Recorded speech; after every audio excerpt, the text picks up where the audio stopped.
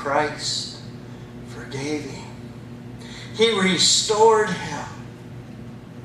He pulled him out of all that stuff.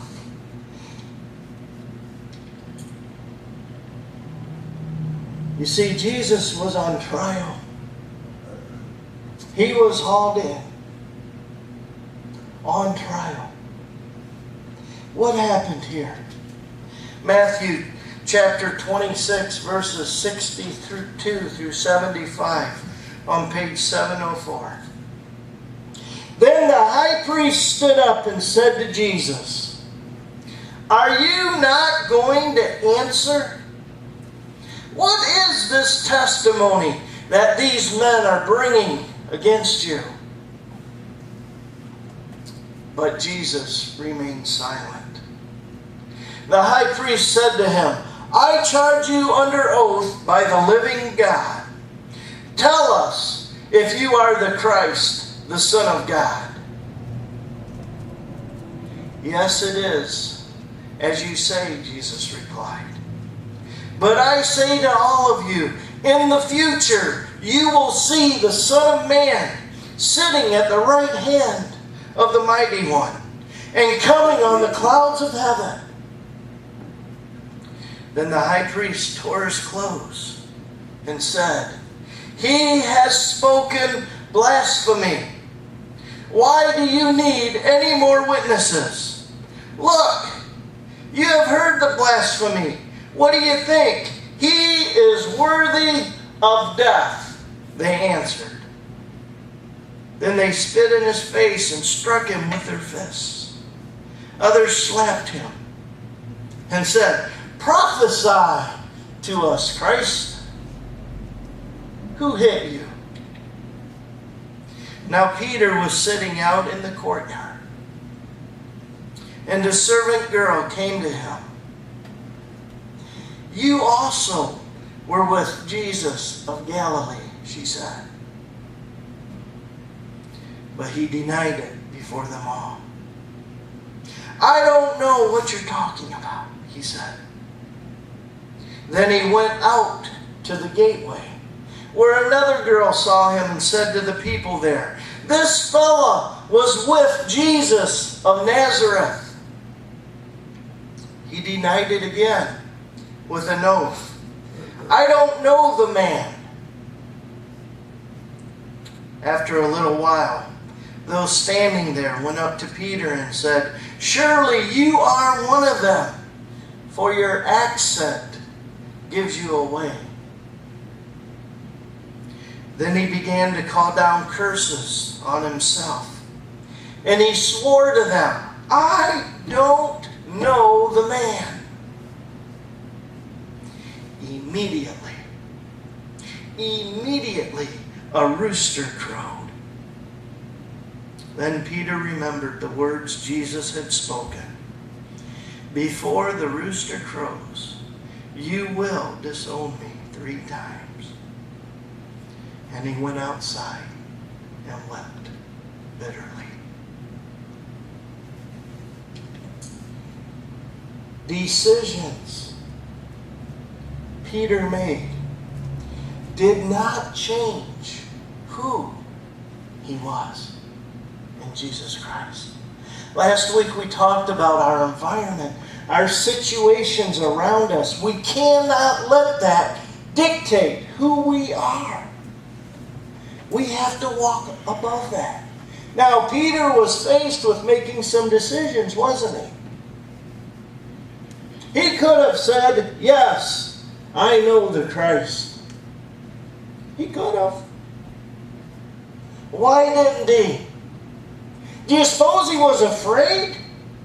Do you suppose he had seen this courtyard where hundreds and hundreds of people were screaming and spitting and hitting Jesus? And he couldn't bear to see it, so he went to get away from it. But the crowd was so big, they kept coming and coming. He was scared to death. And by speaking this, he was speaking to himself death. He was denying ever knowing Jesus. I got to tell you guys something. Sometimes when I'm visiting folks in their home, and I don't know everybody that's there, sometimes I leave without praying. Really shouldn't do that. But sometimes I do. I don't want to offend anybody. I don't want to hurt anybody's feelings. I don't have no problem doing it in public. But sometimes in a person's home, their home, I struggle with that within myself. Should I? Shouldn't I? Should I? Shouldn't I? What would Jesus do?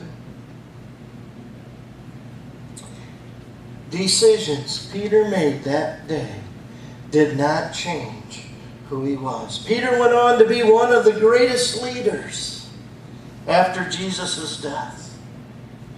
Jesus knew he would fail. Jesus knows Dan's going to fail. He knows that. Jesus knows we aren't made in this world to be Mr. A1, number one, big guy, perfect. We will sin. But what do we do after that happens? What decisions do we make that will help prepare the trail of forgiveness? What do we do when we mess up? The first thing we must do is hand it over to Jesus. Ask Him to forgive us. The second thing we must do is go to the person or persons we offended and try to make things right. Will they always accept our apologies? Maybe not. But it is on us to try and make it right. Now, if they don't accept it, you done your part. Give it to Jesus. Don't walk in that hurt. Don't allow that disappointment, that terrible feeling of them not accepting me to get you in that snow rut. Because what happens? You get stuck. And that small thought, that small hurt begins to grow and grow and grow. And before long, you don't even say hi to the neighbor out mowing their lawn. You're hurt. You're bitter. You don't stop and help the man with the flat tires hide the road because you're still thinking and in that rut. You don't help your neighbor when they're down and out because you pull into your garage, you shut your door, and that's it. I'm done. My day's done. I'm not going to do any more. You know, I can remember growing up, folks would sit on their front porches. Everybody had a rocking chair on their front porch. People would walk by or ride their bicycles, and we would holler and say hi. Today, our yards have fences around them. Today, we rent storage units so we can park our car in our garage and shut our door so we can escape from the world around us. What would Jesus do? I think He'd still have a rocking chair on His front porch. I think He'd still talk to people. We've forgotten how to help folks. We've gotten so busy in society that we go to work, we run the kids, we watch our TV show, and that's it. I'm done for the day. It's 10 o'clock. Instead of coming home, making dinner, sitting on the porch, talking to the neighbors, We've forgotten how to do that. I was at an auction yesterday, a house about 8 down from me. The fellow is moving. He's going into retirement village, and he had all sorts of neat stuff. And this lady came up to me and she said, "You are Dan VanArsdalen." I said, "Yes, ma'am." I said, "And you are?" And she told me her name. Guys, I can't remember her name. She told me her name.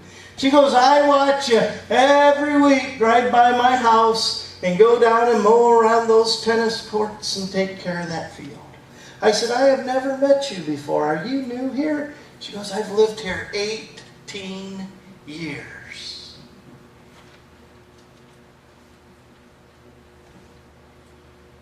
I can't tell you her name today. I know what she looks like. We get so busy. We get so wound up in life.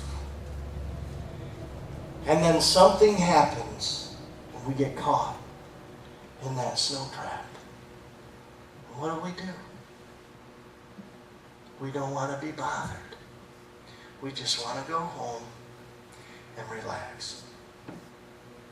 But when we're home relaxing, what's constantly going through our minds? I can't believe they've done that. I can't believe they said that. Are we relaxing? No. We're reliving that offense time and time and time and time again. One of the neat things I like about church is I get to talk to a lot of folks visiting. And you can tell in just a few sentences, are they hurt? Are they dealing with something? Do they need help?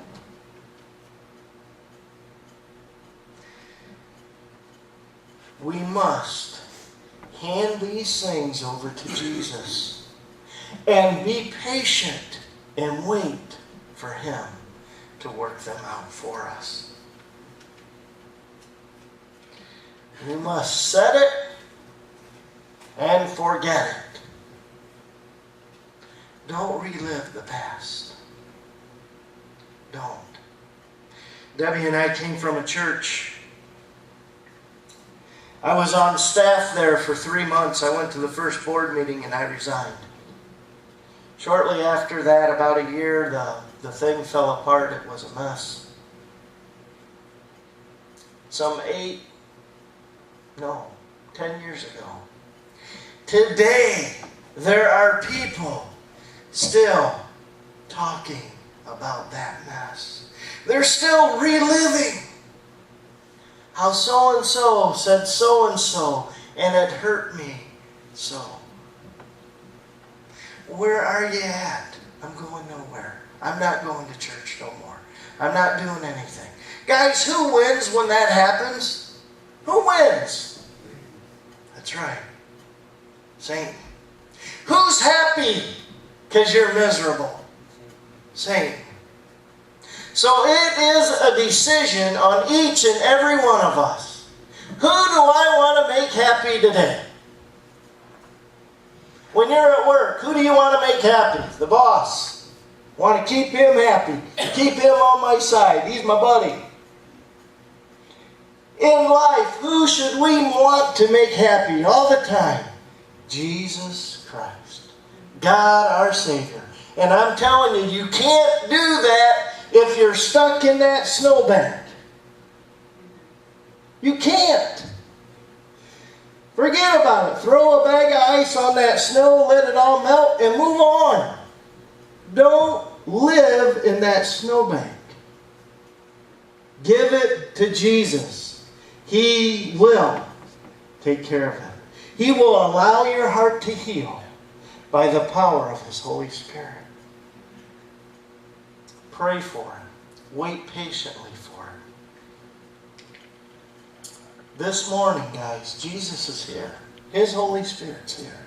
And He wants us to follow all of His teachings. He lived His life an example for you and me to follow. What are you going to do with it?